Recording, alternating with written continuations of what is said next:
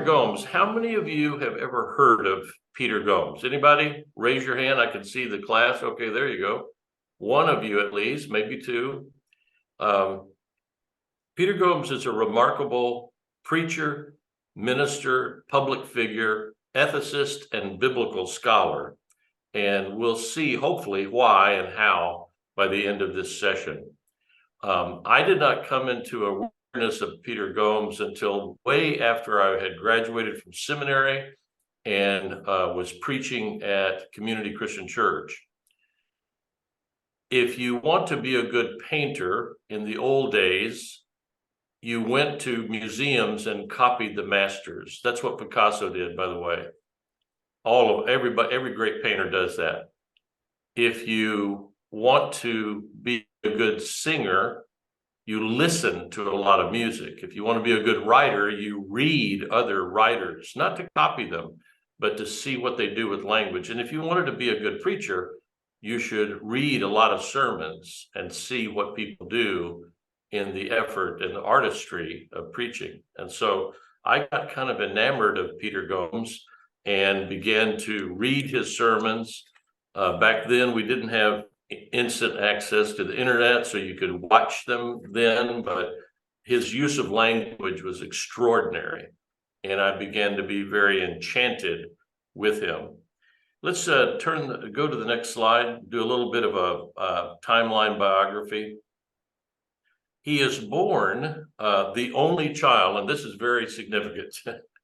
He was born an only child, he was raised an only child, and he acted like an only child all of his life, in my opinion. I'm not doing armchair psychology here, but I think that anybody who's raised children can tell you about how an only child is in the world. But anyway, he's born in 1942, son of Orissa and Peter Lobo Gomes, and his father is an immigrant from the Cape Verde Islands. He preaches his very first sermon at the age of 12 in Plymouth, Massachusetts, where he does the bulk of his growing up all the way until high school, and then goes off to college. He will write his very first article for the Americana Encyclopedia when he's 18. He graduates, or 17, excuse me, he graduates president of his class in Plymouth High School, goes off to Bates College, graduates from there. He will do a trial year at Harvard Divinity School. He will win a preaching prize while he's there, gets his degree. Then he's ordained in Plymouth. Plymouth is very important to him. The Plymouth colony, the Pilgrims, that whole story, and some of it, the mythical aspects of it. He will go down to Tuskegee Institute, where he will assist in the chapel, and also he will be a choir master at a local Episcopal church. Just a short 2 years later, he's appointed as an assistant minister at Harvard Memorial Church. Then he becomes acting minister at the same institution. And in 74, because he is in such a prominent position, he's gaining a reputation for himself, he receives an honorary doctorate and is named minister of the church. It's an endowed position, and he's also the Plummer Professor of Christian Morals, so he's on the faculty. In just a short 5-year period from the time that he assumes that senior minister position, if you will, he's named one of the 7 most influential preachers in the United States. That's how powerful his preaching and leading is. By the way, he is a Republican. He's African American, but he is a Republican. And I'll say some more about that later on, about African Americans being in the Republican Party. He gives the benediction at President Reagan's second inauguration in 85.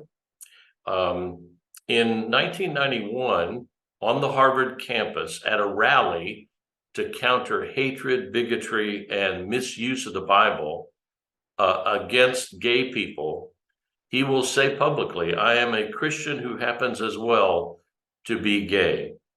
And he had never made that statement. Those realities which are irreconcilable to some are reconciled in me by a loving God, he proclaimed. He says a little bit more, which we'll see later on. He begins to publish books. The Good Book is about the Bible, its use and misuse. Then he has a collection of sermons in 98. He will have more sermons in a book called Strength for the Journey. In 2006, by the way, Strength for the Journey is his second collection of sermons. And he also writes a morality book, The Good Life. What does it take to do the good life, to live a good life? In 2006, having been a Republican all of his life, and I'm not sure that everybody is acquainted with the history of African Americans in their relationship to the Republican Party, but up to 1960, the majority of African Americans in the United States, well, up to FDR, they were absolutely in the Republican fold. African Americans were. Why? Well, Lincoln, because he had signed the Emancipation Proclamation. They were for Mr. Lincoln all the way. FDR began to change that as he built coalitions between miners and union workers and auto workers and farmers and African Americans all across the country. But by 1960, when Martin Luther King was basically sprung from a very dangerous situation in jail by a phone call from John Kennedy and the help of Bobby Kennedy, after that, and I think it was the weekend before the election, Daddy King said at a big gathering in Atlanta, he said, "I'll tell you what I'm going to vote for, even though I've voted another way all my life. I'm going to vote for John Kennedy." He didn't say that in a pulpit. He said that in a non-religious context, so it wasn't against the law. But thereafter, African Americans were typically in the Democratic fold. So it was very unusual for somebody like Gomes to be a Republican. Republicans are conservative, at least historically, from 1960 on. They don't participate in the advancement, ostensibly, in an overt, observable way, in dramatic fashion, for the championing of racial justice. Although many Republicans do that, at least it's not usually a big party platform. But in 2006, Gomes switched his affiliation from Republican to Democrat to vote for his friend, Devil Patrick, for governor in Massachusetts. This is a distinct honor. In 2009, he gives lectures on the occasion of the 800th anniversary of Cambridge's existence in England. Shortly thereafter, he will have some heart problems and receive a pacemaker, and his health is not the best. He is now 67 years old. Let's see. 67 years old when he begins to have his heart problems. He preaches his last sermon in November of 2010 at Harvard, and then he suffers a stroke in December, and he dies in February in Boston. Funeral services are held at his home church in Plymouth. A week later, March 8th, 2011, and he's buried in the family plot there. He will have a memorial service at Harvard a month later in April. Bates College names their chapel after him a year later in 2012. And then Harvard's Alumni Council with the Divinity School names an award for alumni in his honor. Well, how did Peter Gomes become Peter Gomes? We don't have to take his word for it. We heard a little bit about his childhood and how Plymouth shaped him. He was an old school Black Republican for most of his voting life. As I said, as you noted, he changed in the 80s to vote for his friend, or 2006, to vote for his friend, Davil Patrick. He's an exquisite rhetorician and preacher. He's gentlemanly and to a patrician degree, who also displays an impish and rapier wit. I mean, he's just really, really witty.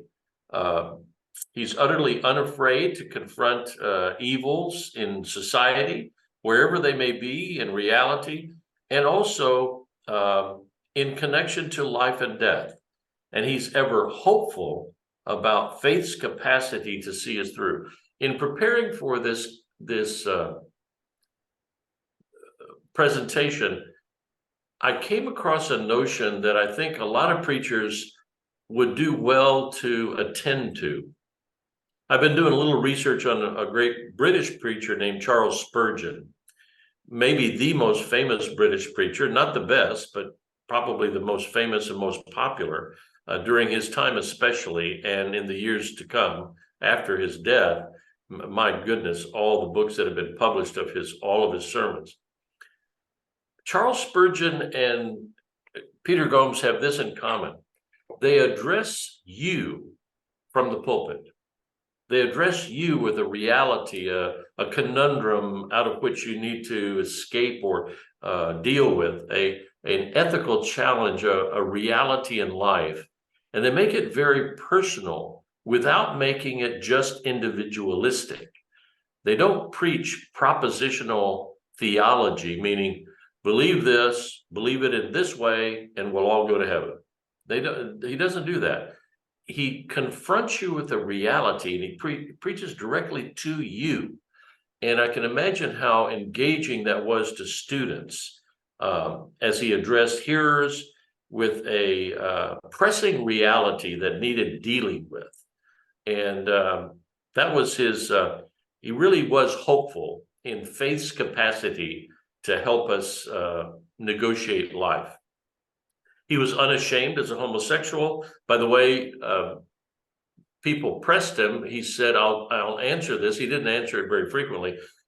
He was celibate. He was not practicing an enfleshed sexuality, but he said, yes, he was a homosexual. He had attraction to men and not to women. But look at that. He's a leading authority on Plymouth Pilgrims at the same time. Very, very patriotic, very, very much an American. He's driven by deep passions, and also he is rationalistically oriented. He was a musician whose preferences ran to the classical, of course, but also he was full of mother wit. I think he got that from his mother and his father. He was professional in his conduct, theatrical in his presentations, and always forthrightly proud of his humble origins in Plymouth. You know, he's theatrical in his presentations. I'm kind of putting my fingers over my lapel. I once watched him preach at the General Assembly of the Christian Church, and the entire time in his three-piece suit, he was rubbing his fingers over something that was on his lapel. And I wondered, what is that? And I found out later it was his Phi Beta Kappa key. And I said, oh, please, please, come on. This is not my cup of tea. Somebody who has to continuously remind himself how smart he is by rubbing his Phi Beta Kappa key. Oh, get over yourself. But he was, that was part of his theatrical presentation as a public person. I think it's very important to look at his view of the Bible. He viewed the Bible as a guide to the good life, and that the Bible answers 5 basic questions. We're gonna go through these a couple times. Am I the only one who is confused? Has anybody in the class today not ask yourself that question? You go, am I the only one? Am I the only one who's confused? What can I trust? This is very important. We'll come back to this later. Am I on my own? Am I isolated? Or to ask Peggy Lee's question that she's saying, is that all there is? Just me by myself? can I feel good about myself? Fourthly, and how can I face the future? So he says the Bible has wonderful, wonderful responses to these questions. The first one is about community, where we can really be honest and just be honest in community and say, you know, most of us are confused most of the time. We get moments of clarity. We have moments of utter, succinct sureness, sure, but we are confused many times, and it's okay. We're not the only ones confused. The second one is about reality. I'm going to come back to this, but it's what can I trust? What is real? Thirdly, am I on my own? This is about communion with God. Fourthly, can I feel good about myself? This is about confidence, to have enough confidence to get up out of bed and say, I have something of purpose and meaning and significance to contribute to this day, and I will do that. It won't be on the front page of any magazine. Nobody's going to make a movie about it, thank God. But I will do something significant. I once knew a person who was very sick, and they pulled themselves out of a sickness. It was a chronic disease by doing three things: doing something good for their mind, their body, and for somebody else. They did that for 6 months and they got well. So can I feel good about myself? And then lastly is about commitment. How can I face the future? But let me go back to this reality. What can I trust? And this is the importance of having Sunday school and coming to worship at First Christian Church in Independence. Artificial intelligence, Chinese, Russian, and other bots on the internet are going to bombard us with false information, misleading narratives, confusion, to just kind of show what evil can do in the world. Some of it will be, or most of it, maybe more than 50% will be about money, will be about hacking into our money and stealing from us. It's not a very good picture of the human community. Well, why don't churches become centers and locations in real time and real space? I like this, that we have this Zoom meeting, but we have people that are watching this, talking it, listening to it. You're trusting that I'm a real person. I'm responding to questions later on, and you're having a conversation there at church where you can test out and confirm reality. What if churches became the place, and synagogues and mosques and all congregations came to a place where we said, well, we got to talk to the fact checkers to tell us really what's what, because we heard this cockamamie stuff that, well, Rosalind Carter was dead, now she's not dead. Is it true? Did she get, who's telling the truth? Was that a faked funeral that they had in Georgia, or is that real? I'm serious about this, that communities, real people in real space and real time, can form a kind of check, a reality check for people. And there's nobody that can do that better than churches, congregations. By the way, another thing is, I think church parking lots could be the next places where you charge up your Teslas, right? And all the electric trucks that Ford is going to produce by 2030. Get in line and apply for one of those licenses. So, all right.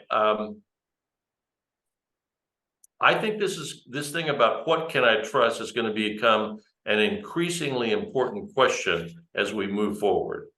So next slide. What some people want to make either as the thing to dismiss Gomes immediately, or to champion as the greatest thing about him, is his sexual orientation.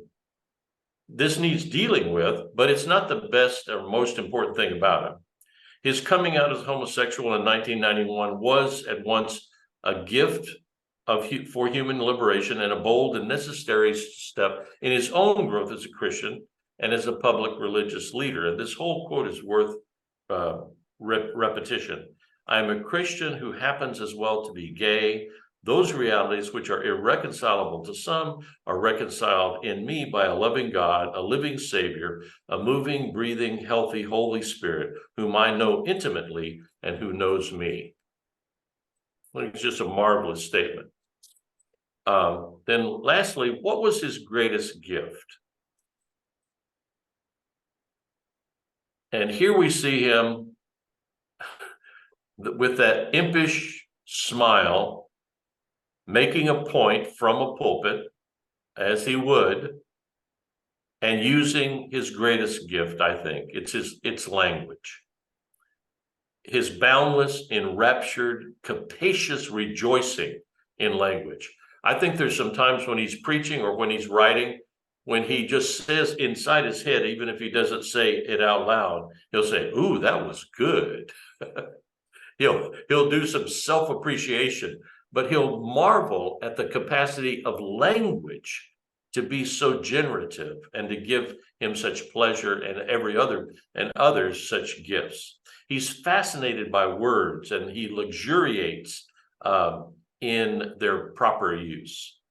In public preachments and prayers, he's respectful of traditions, he's historically relevant, and he's economical in word choice, and he's biblically based. His prayers are magnificent, by the way. Very old school. Sometimes he uses these and thous. He knows the Episcopal prayer book backwards and forward, even though he's a Baptist. And he loved language and its incomparable power to move human hearts and transform communities and also society.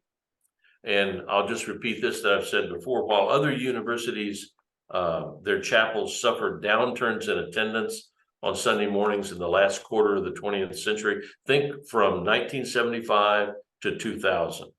The Harvard Memorial Church was always full when he was preaching. After his loyalties to Harvard, Plymouth, and his family, his devotion to the beauty and glory of the English language was second only to his love for God.